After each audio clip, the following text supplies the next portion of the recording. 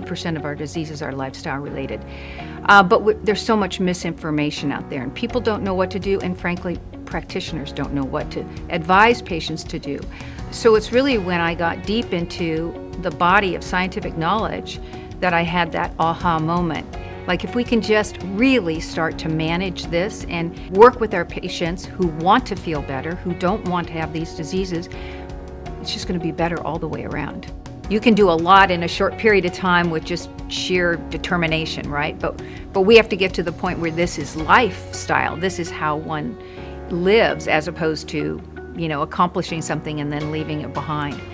So that real lifestyle, that sustainable lifestyle, often takes 6 months, 9 months, even a year to get well ingrained, where it's no longer a thought process, it is just the way people are living their life. Good morning, good evening, good afternoon, wherever you are in the world. I'm Dr. Sal.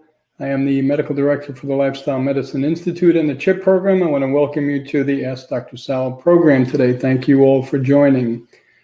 Just as a point of notification, this is a live event, so you will be able to put information or questions in the chat box. We also have a poll with a question with 4 choices that you can look at and answer now. The interview itself with Dr. Cate Collings is actually pre-recorded because she is on the West Coast and she was not able to do this live, but the rest of the program is live, so stick around.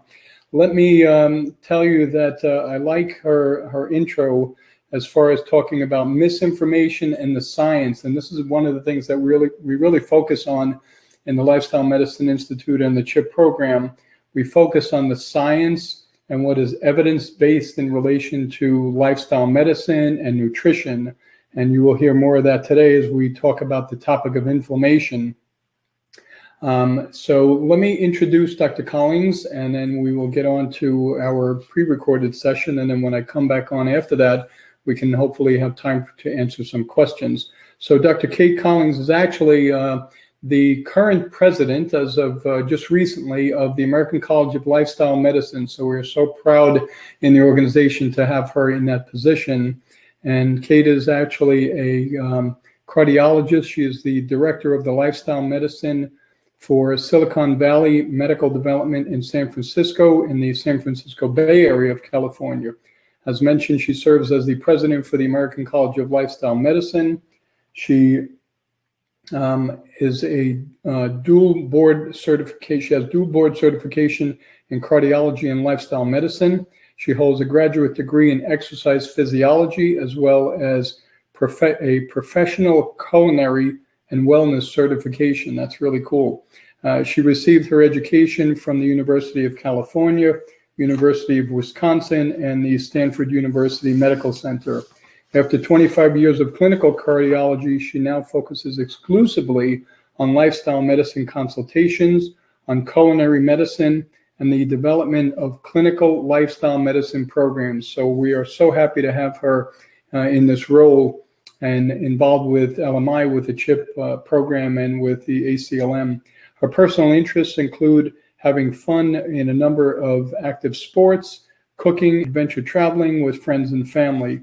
So I will welcome Dr. Collings, and I will turn over the program to our pre-recorded session. Then I will come back on at the end and answer some live questions. Enjoy. Hello, Dr. Collings. How are you today?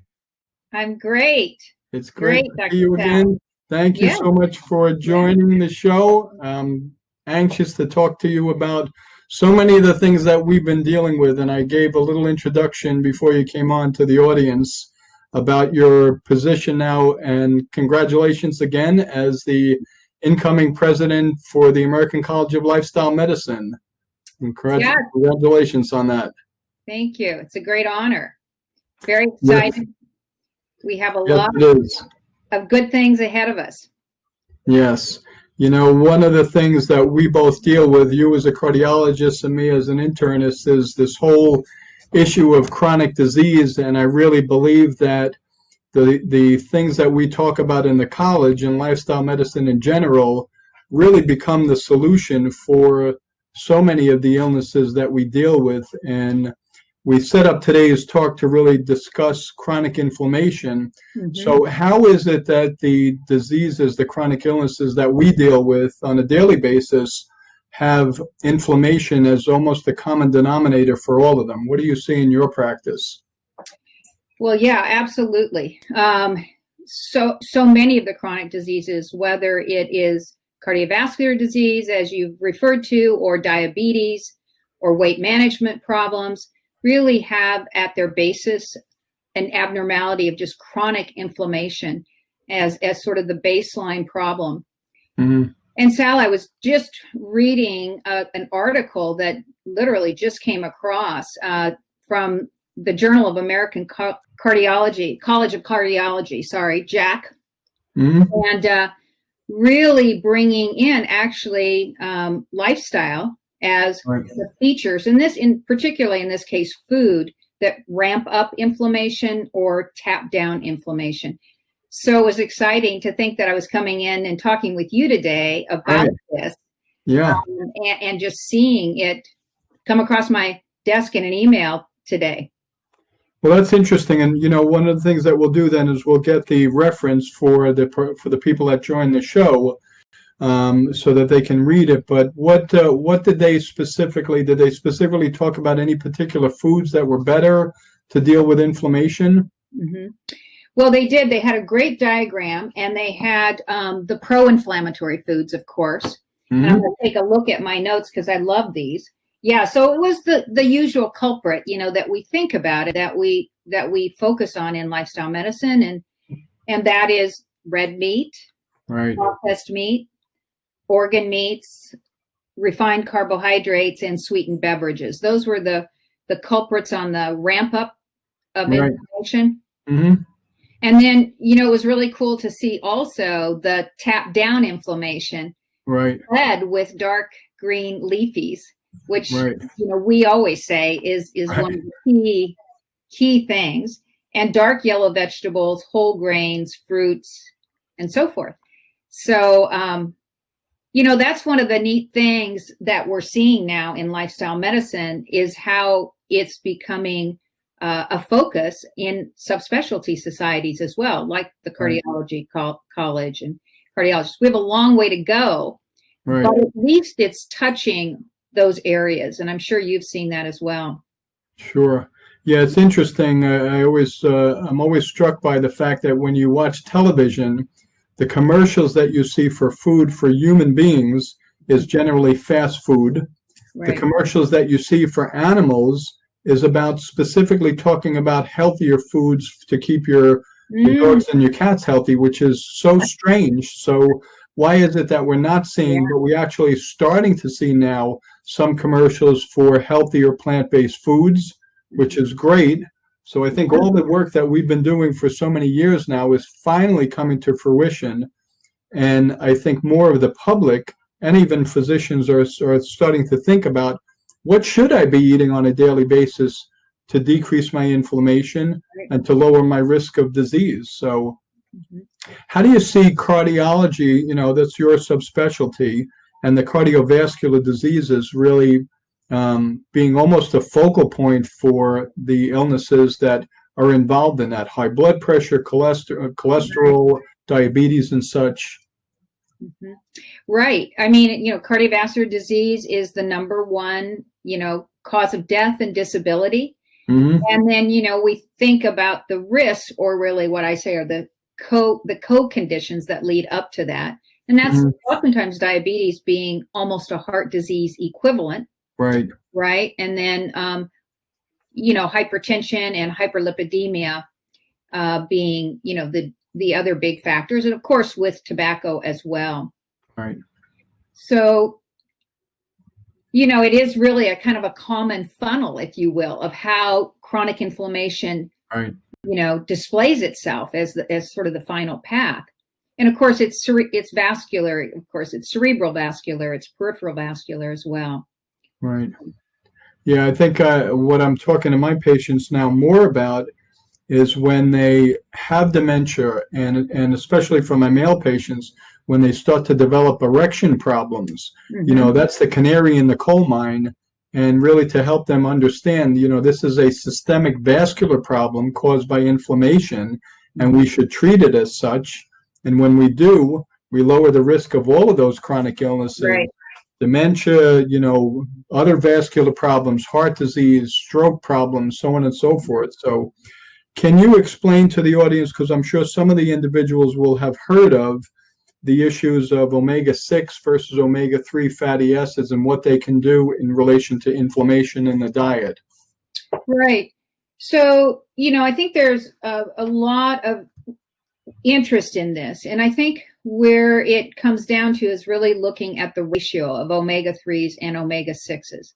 Mm-hmm. And so, omega-6s are more in those pro-inflammatory foods, the same things that I discussed. And omega-3s can be in plant sources, and they can be obviously in seafood sources as well.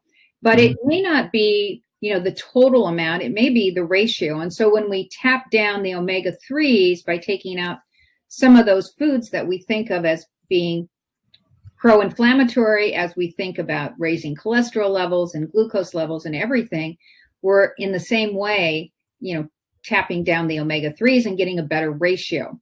Right. Yeah, we were fortunate recently to have Dr. Esselstyn on, and he's so good to talk about the green leafy vegetables and making sure that you chew them well and have them frequently in your diet for the same reasons as you just described, so that we can really boost our levels of omega-3s and get the pro-inflammatory foods out of the diet. One of the the pillars, when we talk about the pillars of lifestyle medicine, nutrition and physical activity and stress and sleep and all, how do you see that stress really plays a role with inflammation, and what should individuals really do, especially at this stressful time with the pandemic and everything else we're dealing with? Right. Well, I think first and foremost, the body is an amazing thing, and it's very interrelated.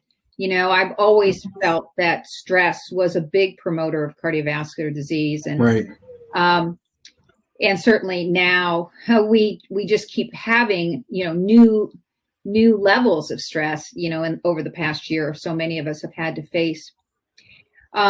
So that activates the autonomic nervous system, right? It gets a dysregulation in the autonomic nervous system is how stress works directly in that, and that then works on the cardiovascular system, because we don't have the right heart rate variability. And what's interesting about that is, what I love about that is that when people do stress management techniques, mindfulness and so forth, it's actually that they want increased heart rate variability. This very millisecond kind of variability means they've got, I think of it as a fit autonomic nervous system. Right. Doing physical training for exercise. Right. And, this is physical training for your autonomic nervous system. When you do those stress management, the meditation, the mindfulness, you're actually, getting a conditioned autonomic nervous system, and allows you then to respond to stress, but then also be able to tap it back down. I think we see this, I think, in cardiovascular disease more than we want to admit to. But I know over the years, I've had people present with their heart attack after the death of a loved one. Right. We know there's this condition called broken heart syndrome. I think it happens more than we appreciate, or more than we're willing to recognize.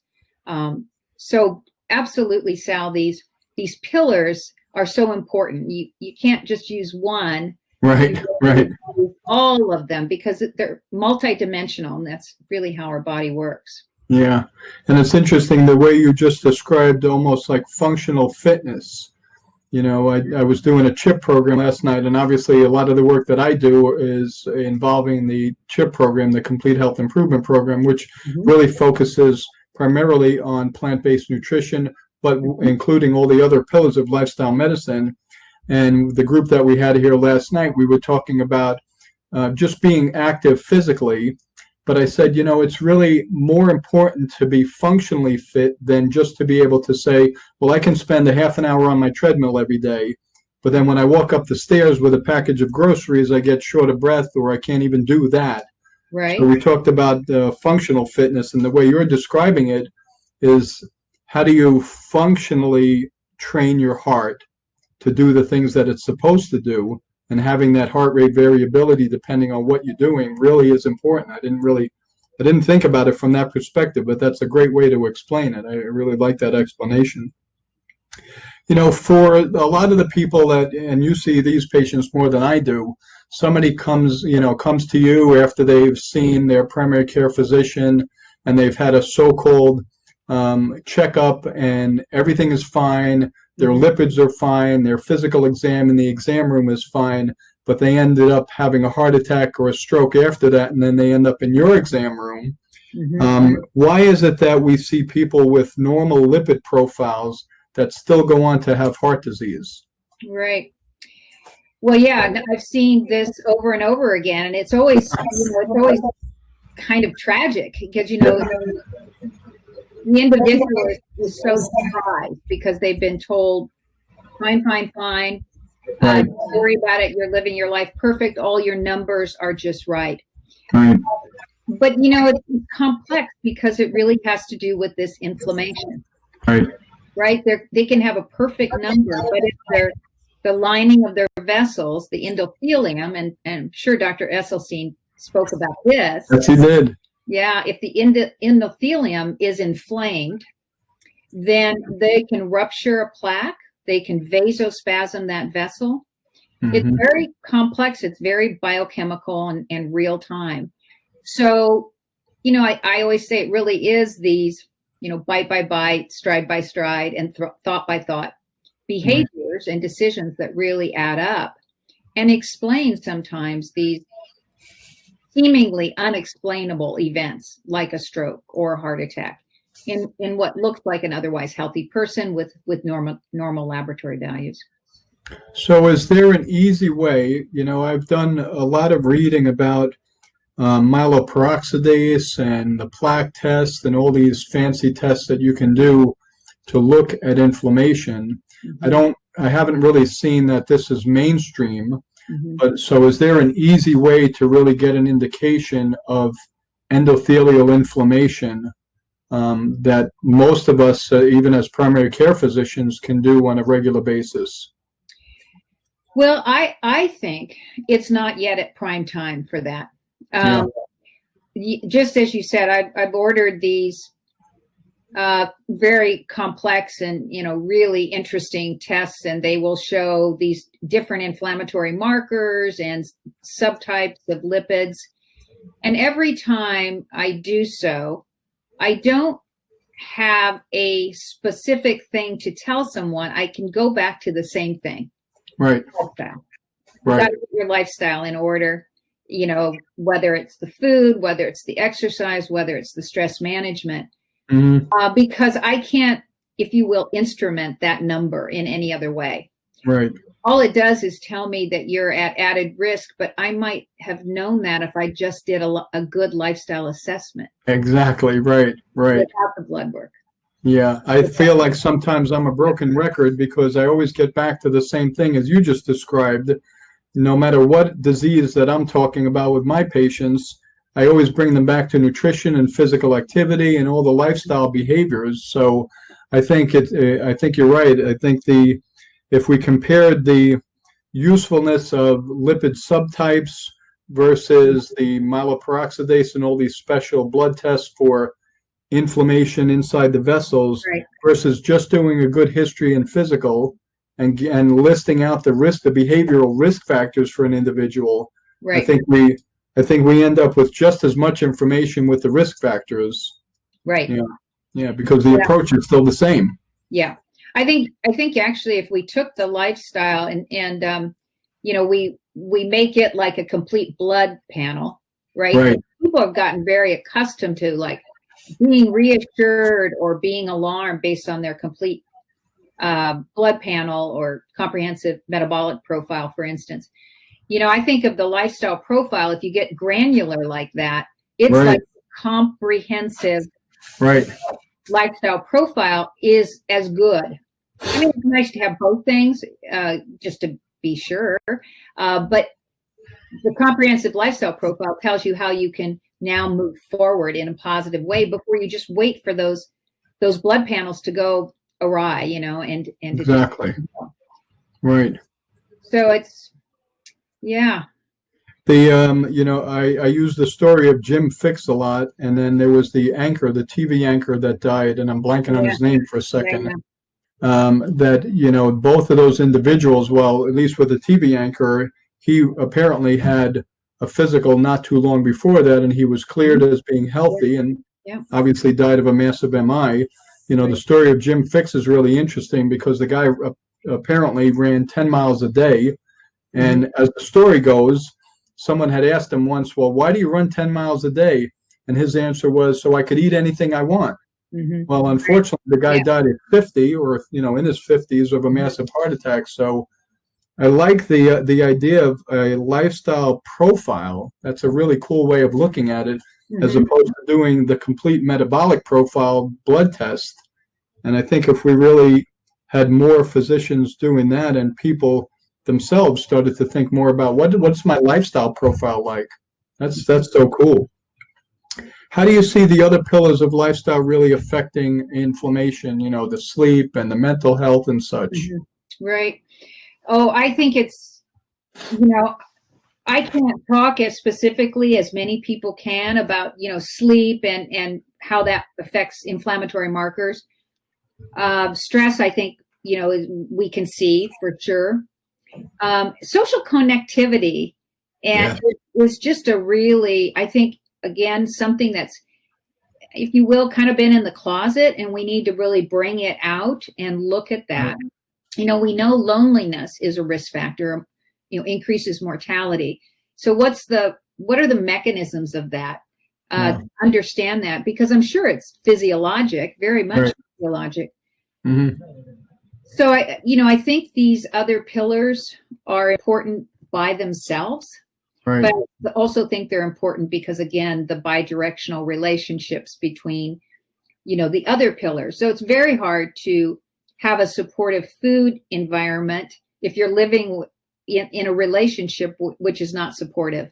Exactly. Right? Yeah, that's such a great point. Or if you're in a poor work relationship, very hard to be able to get the time maybe to exercise or use that lunch hour effectively, or leave the office at the right time so that you can take care of yourself. So these are all, it's really important. They're important by themselves, and they're important because they affect everything else. Yeah. You wonder really with this pandemic and the fact that people have been socially distanced for months now, it will be going on a year soon. How many more chronic illnesses we'll be seeing as a result of that. And I agree with you. I think the loneliness factor and the fact that, there's no physical touch with anyone anymore. You can't shake hands or hug anyone. It's a really weird world that we're living in now. And I think we as practicing physicians will be seeing a lot more chronic illnesses as the years go on, unfortunately. Yeah, so, that must be hard for you, Sal, as an Italian. Got to hug somebody. I know. Really. I know. The patients, I'm still seeing the majority of my patients now are coming in the office. So fortunately, I'm not doing anywhere near the amount of telehealth that I did previously. Good. But people are hesitant to shake hands and to really be close. And, everybody's still wearing a mask as they should be. Do you find that using a C-reactive protein or a SED rates are helpful at all in what you're doing to manage inflammation? Right. I wish I could say so, because I've measured CRPs, and over the years. And I have to say, I think it might still be good in a research setting. But in a clinical setting, I feel like it doesn't, as a one-time thing, if somebody has a high CRP and a high lipid level, that kind of says 1 + 1 is 2. No, we need to take your lipids very seriously in case we weren't going to before. But where I find it fails is in really modulating their progress. And that's what, maybe they do make a marked change in their lifestyle. And then we do another CRP and it's not decreased. Right, right. And so I just don't think it's a very sensitive marker for clinical use yet. And Right. so in that regard, it can kind of backfire in giving us a tool to monitor people. And because even if somebody's doing really well and then their CRP doesn't come down, I'm like, I don't know what that means. Exactly. I'm not sure if that adds to our concern at this point. So it's not a wonderful marker in my clinical experience over the years.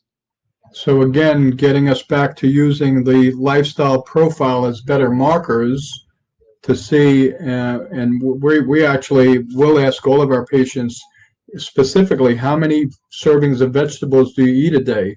How many minutes of activity are you actually doing on a regular basis? So maybe those are better markers for us to trend as time goes on. And in the practice that I'm in now, we started a concierge lifestyle medicine practice recently, and we bought this fancy machine that does specific body measurements for body fat and percentage of muscle mass and all. So I like those trends because you can really show people what they're doing effectively or not, and really tweak their lifestyle behaviors. So yeah, we just got I think that same machine in my hospital that can look at body fat and muscle mass. I'm gonna meet with them in just a couple days and then think about whether to use that with some of my patients in lifestyle medicine. So I'm kind of excited about that as well. yeah, it's been really effective. I think it's a great motivator to see which way the numbers are going. And for most of the patients that I see, they're not really doing enough weightlifting, and they see that they're losing weight, but they're losing muscle mass and not body fat. Right. So we can tweak their protein intake, we can tweak their exercise and their weightlifting and their resistance exercise, and it's been really helpful. So to really summarize and help the audience really understand, what do you suggest that they start to do on a regular basis to deal with the common denominator of chronic disease, inflammation, but really put them on a road to decreasing their risk factors and decreasing their incidence of chronic disease? Right. So, I mean, I think the three things that I can think of that, would be a starting place, and not in order of preference, but just the three things that would be important. One, I do think it's important to have some quiet time, personal time, meditative time, spiritual time, because I think that really can center people to make progress in other areas. And I don't think it has to be a big thing, but I think it's a kind of a daily dose of it, if you will. It's mind training, it's heart training, if you will. And that's kind of out there, but I do think it's really important because that can level set in a lot of other ways. I think the second thing is to, move. And I think if you want to get really basic, and I think, there's all different levels, but if you think about immune function, I say it's 20 minutes for 12 hours of benefit. And that's not a lot, but 20 minutes of moderate exercise optimizes your immunity for about 12 hours. So perfect thing, you've done that. Again, layering on that some things that increase your VO2 max, actually increase your maximum oxygen consumption, your maximum fitness level. That's all, I would say, I hate to say this, Sal, icing on the cake, but that's sort of the next layer, and that's optimal, and that's what people should work with. But just to get started, I would say, that 20 and 12 rule. 20 minutes gives you 12 hours of positive physiologic function. And then, in the food, it's just eat the rainbow. All of those colors, because we know there's different antioxidants, different phytonutrients in all of these vegetables and fruits. Eat whole food. Get the whole grains and the legumes as just, the center of your protein and fiber element.